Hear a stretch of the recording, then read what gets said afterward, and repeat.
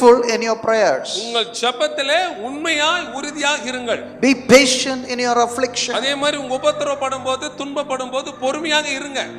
The cry of the church.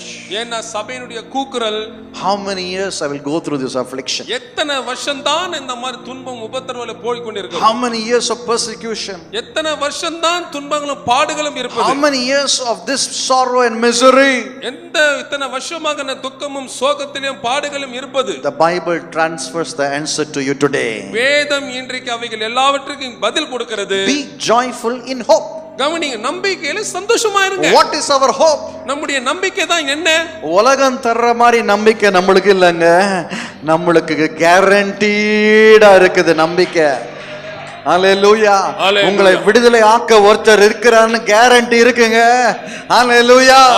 There is no guarantees in this world. இந்த உலகத்துல எதுக்குமே உத்தரவாதம்